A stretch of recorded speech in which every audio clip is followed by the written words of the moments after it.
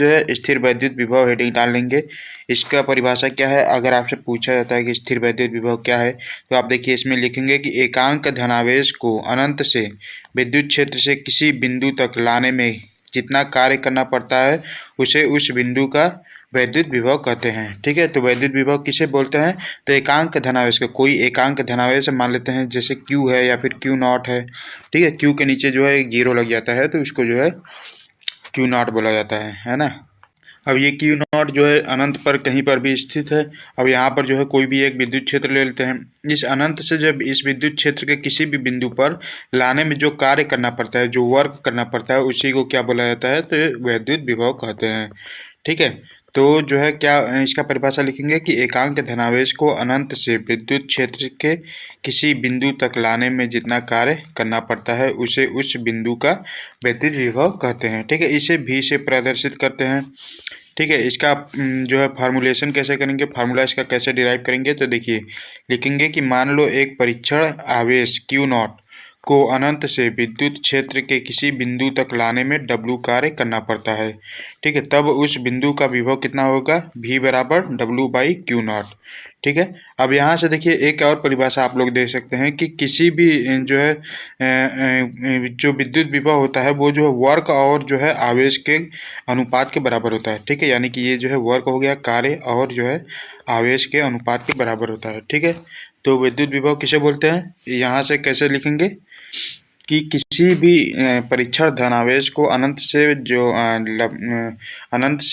किसी विद्युत क्षेत्र के किसी बिंदु पर लाने में किए गए कार्य, ठीक है, किए गए कार्य और उस आवेश के अनुपात के बराबर क्या होता है, उस अनुपात को क्या बोलते हैं, वैद्युत विभव बोलते हैं। ठीक है, ठीक है, इसके बाद देखिए विभव का बीमी सूत्र है ना। अब इसका जो है विभव का बीमी सूत्र कैसे निकालेंगे, तो देखिए सूत्र होता है V बराबर W/Q0।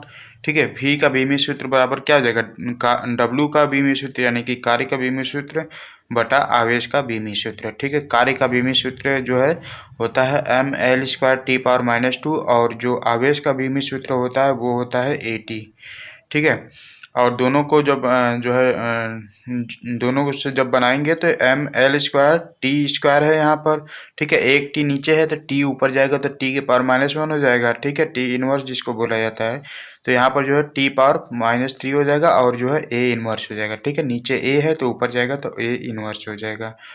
ठीक है, उसके बाद जो है प्रकृति इसका कैसा होता है, तो ये कार्य एक अदिश राशि है अतः विभव भी एक अदिश राशि होगा। ठीक है, विभव के प्रकार, विभव कितने प्रकार के होते हैं, तो विभव देखिए दो प्रकार के होते हैं। ठीक है, धनात्मक विभव और जो है ऋणात्मक विभव।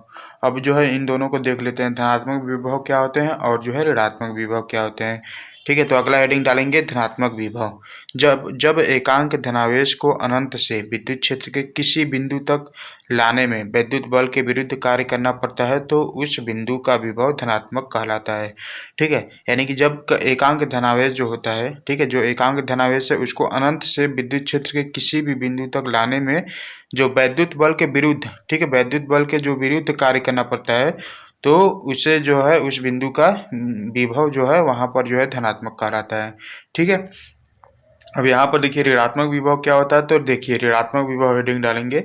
इसमें लिखेंगे कि जब एकांक धनावेश को अनंत से विद्युत क्षेत्र के किसी बिंदु तक लाने में वैद्युत बल द्वारा कार्य किया जाता है तो इस बिंदु का विभव ऋणात्मक कहलाता है। ठीक है, यानी कि ऊपर देखिए धनात्मक जो विभव था वो क्या था कि इसमें जो है वैद्युत बल के विरुद्ध कार्य करना पड़ता था।